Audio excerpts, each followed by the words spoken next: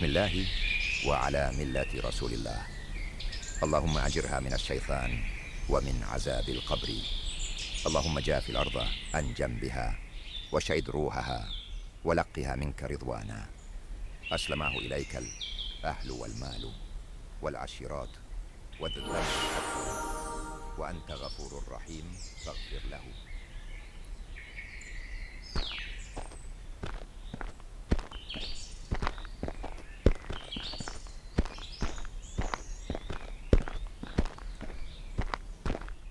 Wah, aku bisa mendengar suara langkah-langkah mereka. Tampaknya aku sudah mati sekarang. Di manakah aku berada?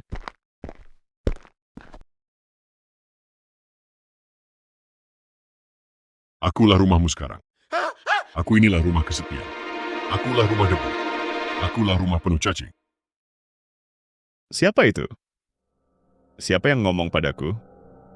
Masakan kuburan ini bisa ngomong?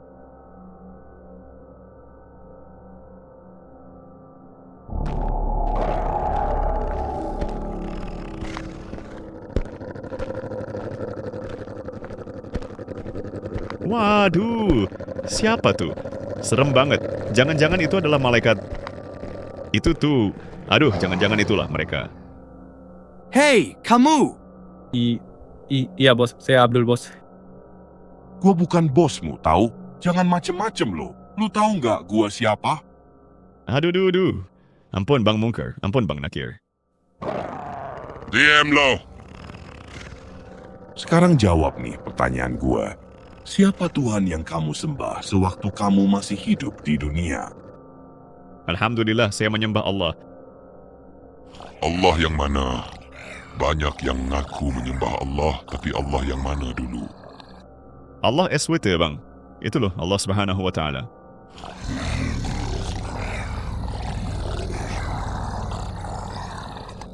Apakah agama yang kamu anut? Alhamdulillah, Islam, Bang. Siapakah nabi yang kamu ikuti? Itu loh, Nabi Sallallahu Alaihi Wasallam. Kurang ajar kamu. Yang benar nyebutnya. Siapa nama nabimu? Nabimu... Aduh. Kenapa aku nggak bisa ngucapin namanya? Nabi Muhammad Sallallahu Alaihi Wasallam. Dasar kamu manusia munafik. Rasakan nih.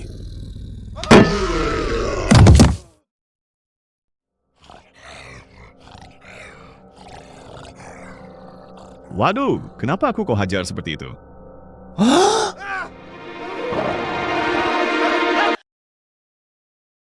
Astagfirullah. Aku barusan mimpi azab kubur. Serem banget. Kenapa ya aku kok tidak bisa menyebut nama Nabi Muhammad dengan jelas sampai-sampai Mungkar dan Nakir menghajarku? Astaghfirullahaladzim alladzi la ilaha illah. Huwal hayyul qayyum. Aku jadi khawatir tentang nasibku jika aku mati. Gimana dengan Nabi sendiri? Apakah dia pernah mengalami ketakutan alam kubur seperti diriku? Apa sih yang dikatakannya tentang nasibnya setelah mati? Coba cari keterangannya di internet. Oh, ini ada beberapa ayat tentang firman Allah pada Nabi perihal akhirat.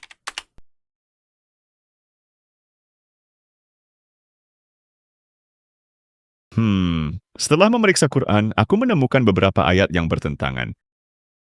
Pertama adalah ayat-ayat yang berkenaan dengan nasib Nabi di akhirat, yakni surah Ad-Duha, ayat 5, yang bertentangan dengan surah Al-Ahqaf, ayat 9. Quran, surah Ad-Duha, ayat 5. Dan kelak Tuhanmu pasti memberikan karunia-Nya kepadamu, lalu hati kamu menjadi puas.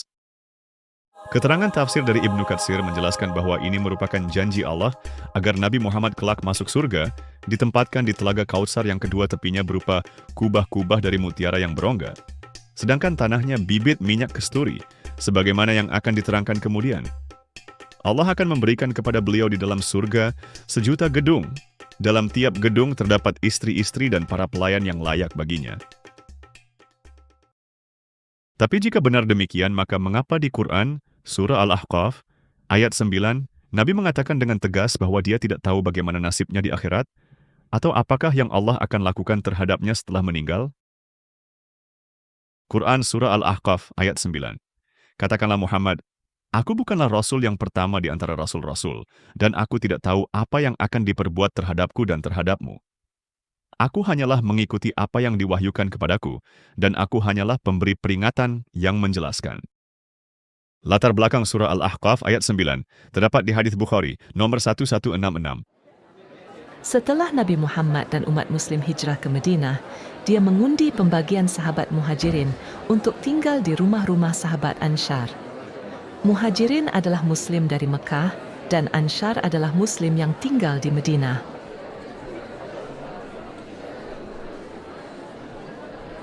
Muslim bernama Utsman bin Maz'un dari Mekah ditetapkan untuk tinggal bersama di rumahku bersama keluargaku. Selamat datang. Terima kasih, bro.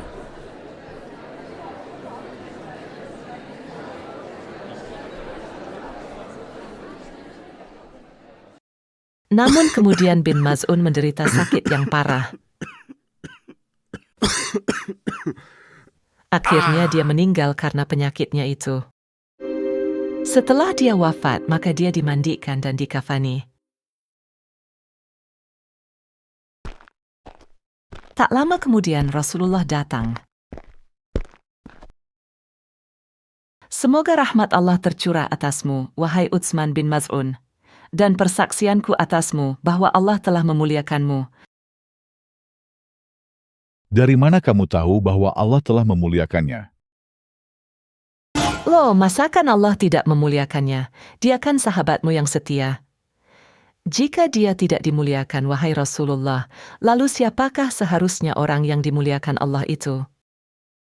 Adapun tentang bin Maz'un, al-yaqin atau kematian telah mendatanginya.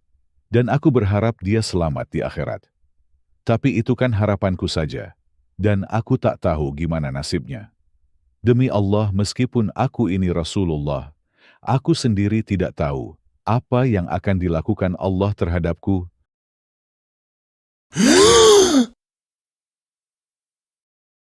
Ya, memang begitulah. Bagaimana mungkin Rasulullah tidak yakin akan nasibnya kelak di akhirat? Aku kira dia itu orang yang suci, tapi tak tahunya. Sungguh membingungkan. Demi Allah, tidak seorang pun yang aku anggap suci untuk selamanya setelah terjadinya peristiwa itu. Gimana nih? Apakah beliau lupa dengan janji Allah tentang sejuta istana-istana indah yang penuh istri dan pelayan-pelayan itu? Mungkin aku harus menerapkan hukum nasikh dan mansukh. Perlu diingat bahwa surah Ad-Duha diturunkan di awal masa Islam di Mekah, dan surah Al-Ahqaf itu diturunkan di akhir masa Islam di Mekah. Jadi surah Ahqaf itu lebih baru daripada surah Ad-Duha. Jika ada dua ayat yang bertentangan, maka ayat yang lebih baru itu dianggap lebih berlaku daripada ayat yang lama. Dengan demikian, kekhawatiran Nabi Muhammad akan ketidakpastian nasibnya di surah Al-Ahqaf 9 lebih bisa dipercaya, lebih aktual daripada janji sejuta istana di surga di surah Ad-Duha 5. Banyak ulama yang menyatakan bahwa Nabi Muhammad sudah dijamin Allah masuk surga berdasarkan Quran, surah Al-Fath, ayat 2 yang berbunyi, "Semoga Allah memberikan ampunan kepadamu Muhammad atas dosamu yang lalu dan yang akan datang serta menyempurnakan nikmat-Nya atasmu dan menunjukimu ke jalan yang lurus." Akan tetapi Quran surah Al-Fath ayat 2 itu sebenarnya bukanlah jaminan atau kepastian bahwa Allah memang akan mengampuni semua dosa Nabi. Kata-kata pertama ayat itu, liyaghfira laka Allahu, artinya adalah bahwa Allah semoga mengampunimu. Hal ini jelas ditunjukkan oleh para penerjemah Quran terkemuka Timur Tengah yang menerjemahkan kata pertama surah Al-Fath ayat 2, liyaghfira, dalam bahasa Inggris sebagai may atau semoga. Bahkan di surah yang muncul kemudian, yakni surah An-Nasr ayat 1-3, Allah menyuruh Nabi Muhammad untuk memohon ampun kepadanya. Apabila telah datang pertolongan Allah dan kemenangan, dan engkau ya Muhammad melihat manusia berbondong-bondong masuk agama Allah, maka bertasbihlah dengan memuji Tuhanmu dan mohonlah ampun kepadanya. Sesungguhnya Dia adalah Maha Penerima Tobat. Pertanyaan yang perlu diajukan adalah mengapa Nabi Muhammad masih diperintahkan untuk meminta pengampunan atas dosa-dosanya jika Allah telah mengampuninya sepenuhnya? Jawabannya tampaknya adalah karena surah Al-Fath ayat 2 tidak mengatakan bahwa Allah pasti akan menghapus dosa-dosa nabinya, tetapi bahwa Ia dapat melakukannya jika Ia mau. Namun surah An-Nasr menjelaskan bahwa Allah tidak mau menghapus semua dosa Nabi Muhammad. Dan itulah sebabnya mengapa Nabi masih terus harus minta ampun. Seperti yang tampak di ayat-ayat berikut. Quran Surah At-Taubah ayat 43. Semoga Allah memaafkanmu ya Muhammad. Quran Surah Ghafir ayat 55. Mohonlah ampun untuk dosamu. Quran Surah Muhammad ayat 19. Mohonlah ampunan atas dosamu. Berbagai hadits sahih menyatakan bahwa Nabi Muhammad takut akan siksaan di dalam kubur, dan dia berdoa kepada Allah untuk menyelamatkannya dari siksaan tersebut. Contohnya, hadits Bukhari 991.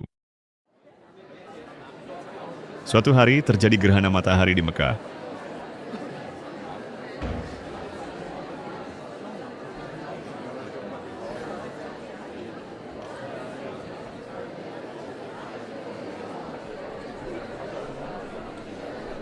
Oh, celaka! Kiamat akan segera datang. Lari! Lari ke masjid! Celaka! Oh, celaka! Kiamat akan datang! Wah, Nabi sangat ketakutan. Ini tentu bencana besar. Mari kita berlindung di masjid. Para muslim lalu bergegas mengikuti Nabi ke masjid.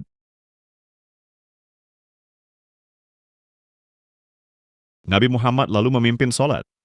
Tapi tidak seperti biasanya kali ini Nabi, yang sedang ketakutan itu, melakukan tata cara sholat dengan waktu yang sangat lama.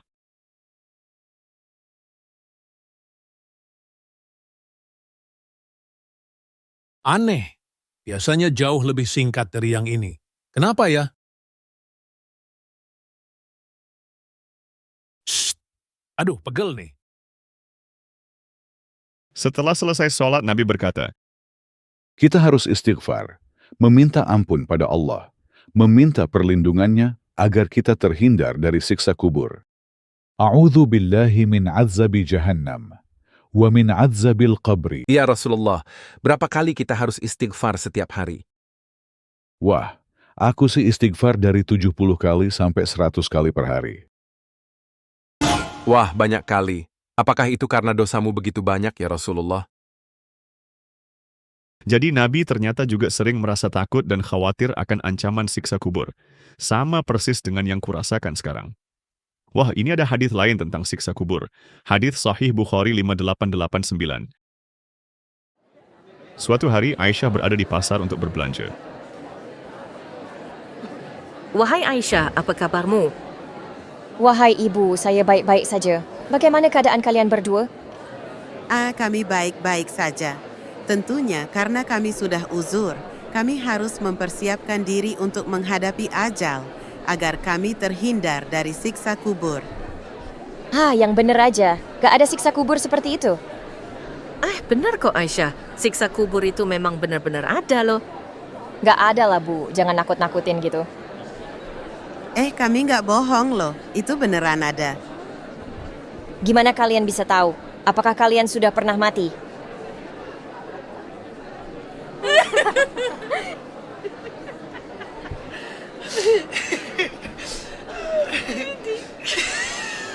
Ya udahlah Dik Aisyah, kalau tidak percaya ya nggak apa-apa. Iya Mbah, saya sih kalau tiada bukti sukar percaya. Tanyakan saja nanti pada suamimu yang katanya Nabi itu. Sesaat kemudian Nabi Muhammad menemui Aisyah. Wahai Rasulullah, aku tadi bertemu dengan 2 wanita Yahudi tua. Mereka mengatakan padaku perihal siksa kubur. Apakah siksa kubur itu benar-benar ada? Mereka berdua benar. Sesungguhnya orang-orang ada yang disiksa dalam kuburnya, yang dapat didengar oleh setiap binatang. Oh gitu ya. Sejak saat itu, setiap kali selesai sholat, Nabi selalu memohon perlindungan dari siksa kubur.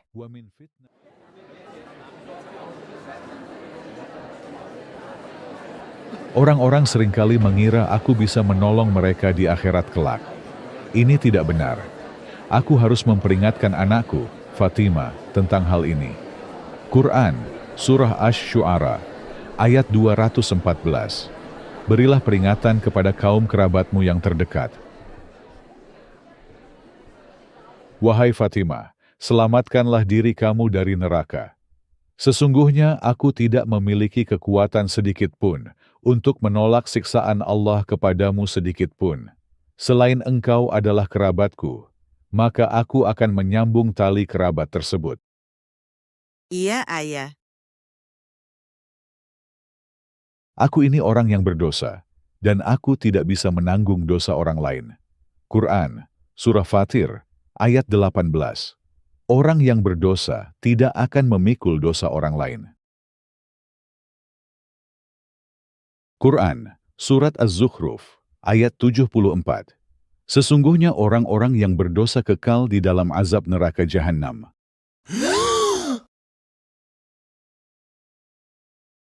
Tapi masih ada harapan bagi orang yang beriman. Quran, Surah At-Tahrim, ayat 8. Hai orang-orang yang beriman, bertaubatlah kepada Allah dengan taubatan nasuha, yakni taubat yang semurni-murninya. Mudah-mudahan Rabbmu akan menutupi kesalahan-kesalahanmu dan memasukkanmu ke dalam jannah yang mengalir di bawahnya sungai-sungai. Surah At-Tahrim ayat 8 ini sungguh membagongkan. Masakan sudah taubat nasuha atau taubat yang semurni-murninya, tapi Allah tetap saja belum tentu mengampuni Muslim. Masih mudah-mudahan saja.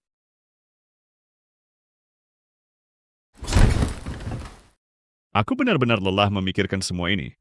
Ternyata tiada kepastian bagiku untuk benar-benar bisa yakin tidak akan mengalami siksa kubur. Lebih baik tidur lagi saja.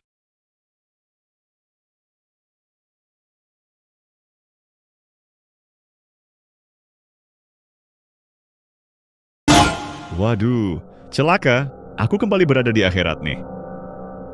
Siapa tuh yang datang?